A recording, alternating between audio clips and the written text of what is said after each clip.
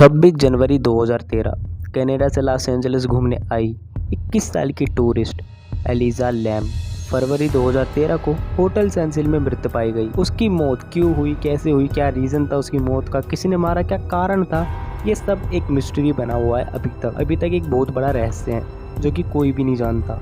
दोस्तों, एलिजा की मौत की बात भी तुरंत सामने नहीं आई थी, बल्कि होटल के पानी में बदबू आने लगी थी। पानी का स्वाद बिल्कुल चेंज हो चुका था।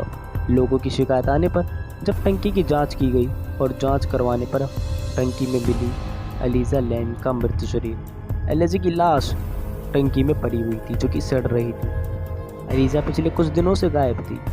पुलिस में इसकी रिपोर्ट भी लिखवाई गई थी। जब पुलिस को इसकी लाश मिली तो पुलिस ने थोड़ी बहुत जांच पड़ताल करके इसको आत्महत्या घोषित कर दिया। लेकिन यह एक बहुत बड़ा ट्विस्ट आता है। जो ट्विस्ट ये था कि हमेशा होटल की छत पे ताला लगा रहता था। एलिजा की छत पर जाना एक नामुमकिन सी बात थी, क्योंकि होटल की छत पे हमेशा ताला लगा रहता था। और साथ ही एलिजा का टंकी पर चढ़ना और उसका भारी ढक्कन खोलना और खोलकर फिर उस टंकी में कूद कर टंकी के दरवाजे को, टंकी के ढक्कन को बंद करना, ये असंभव है। क्योंकि आप लोग जानते ही हैं होटल की टंकी कितनी बड़ी होती है। अगर कोई इसके अंदर कूदता है तो उसका ढक्कन बंदा कैसे बंद करेगा भाई? ये एक बहुत बड़ा क्वेश्चन है। तो आखिर एलिजा को मारा किसने? ये भी एक बहुत बड़ा क्वेश्चन ही।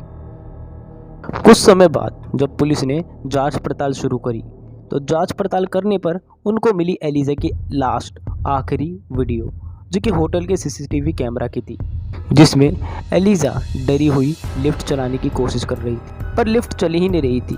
फिर अचानक एलिजा डरते हुए लिफ्ट से बाहर देखती है और किसी से बचने की कोशिश करती है।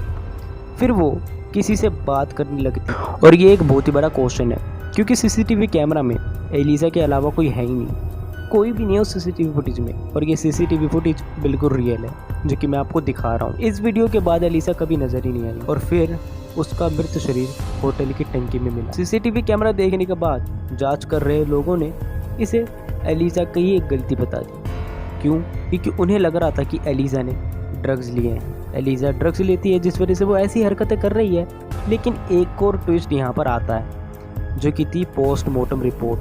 क्योंकि पोस्टमार्टम रिपोर्ट में साफ साफ लिखा हुआ था कि एलिजा ड्रग्स लेती ही नहीं थी। उसने कोई ड्रग्स नहीं लिए थे, किसी प्रकार का कोई भी ड्रग्स या नशा उसने नहीं करा था। तो आखिर एलिजा किससे डर रही थी? वो किससे बचा के जा रही थी? और वो सबसे बड़ा रीज़न तो यही है, सबसे बड़ी बात तो यही है कि उसकी लाश आखिर टंकी में मिली तो मिली कैसे, उसे किसने मारा? ये एक सबसे बड़ा सवाल बन के रह चुका, जो कि आज तक है। आज तक कोई नहीं जानता एलिजा को मारा तो मारा किसने और क्या रीज़न था उसके मारने का। और आज तक ये एक बहुत बड़ा रहस्य है। दोस्तों, एलिजा जिस होटल में रुकी थी उस होटल का इतिहास कुछ ज़्यादा ही अटपटा सा है। वो होटल भूतिया बताया जाता है। कहा जाता है इस होटल में कई लोगों ने आत्महत्या कर ली और कई लोगों को इस होटल के अंदर ही मौत के घाट उतार दिया गया। दोस्तों, इस होटल को 1920 के समय खोला गया था ताकि यहाँ पर लोग आकर रुक सके, जिससे होटल के मैनेजर की जेब अच्छे तरीके से भर सके। लेकिन दोस्तों, कुछ समय बाद इस होटल को बहुत ही ज़्यादा घाटा हुआ, क्योंकि आसपास कई सारे बड़े होटल, बड़े रेस्टोरेंट, काफ़ी शानदार होटल खुलने लगे, जिससे इस होटल को बहुत ही ज़्यादा घाटा हुआ। लेकिन कुछ समय बाद इस होटल ने अपने किराए को बहुत ही ज़्यादा कम कर दिया, जिससे कि होटल फिर दोबारा से ट्रैक पे आ गया, जिस वजह से इस होटल को फिर दोबारा से बहुत ज़्यादा मदद मिलने लगी। लेकिन तभी से यहाँ पर शुरू होता है मौतों का सिलसिला। 1962 में एक महिला ने 9वीं मंजिल से कूदी और नीचे गुजर रहे एक आदमी के ऊपर जाकर गिरी, जिससे दोनों की मौत हो गई। और यहीं पर नहीं, 1964 में इसी होटल में एक औरत का बलात्कार कर दिया गया और बड़ी बेरहमी से उस औरत को मार डाला। 1985 में नाइट स्टाकर नाम का एक गैंगस्टर इस होटल में आया, जिसने काफ़ी सारे लोगों को बंदूक से बड़ी बेरहमी से मार डाला। उसी प्रकार 1991 में भी एक गैंगस्टर को वहीं से पकड़ा गया था। और इसी ही कई घटना इस होटल में हुई। कई सारी ऐसी घटना हुई जिस वजह से ये होटल काफ़ी ज़्यादा मशहूर हो चुका था। और एलिजा लैम की मौत से तो ये और भी ज़्यादा मशहूर हो चुका था, क्योंकि काफ़ी सारे यूट्यूबर और काफ़ी सारे टीवी एक्टर्स वगैरह और जो भी जर्नलिस्ट वगैरह इस होटल में गए थे, जिससे ये होटल अलग ही लेवल पर पॉपुलर हो चुका था। और किसी ने भी ध्यान नहीं दिया कि एलिज़ा जैसे कई लोगों की मौत इस होटल में हुई है, और इन सब मौतों से इस होटल को बहुत ही ज़्यादा एक तरीके से फ़ायदा हुआ। तो आप क्या कहना चाहेंगे इस होटल के बारे में? मुझे तो ये होटल भूतिया ही लगता है भाई, लेकिन कुछ कहा नहीं जा सकता। क्या पता इन होटल वालों ने ही एलिज़ा को जान से मार डाला और सारी CCTV फुटेज को डिलीट कर दिया। कुछ कहा नहीं जा सकता, क्या हो क्या ना हो।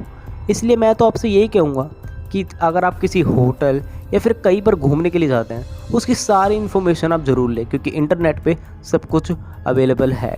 आप किसी चीज़ के बारे में बहुत ही ज़्यादा अच्छे तरीके से जान सकते हैं। बस बात आपके ऊपर आती है कि आप किसके ऊपर विश्वास करते हैं, किसके ऊपर नहीं। तो चलिए मिलते हैं अगली वीडियो में, तब तक के लिए बाय।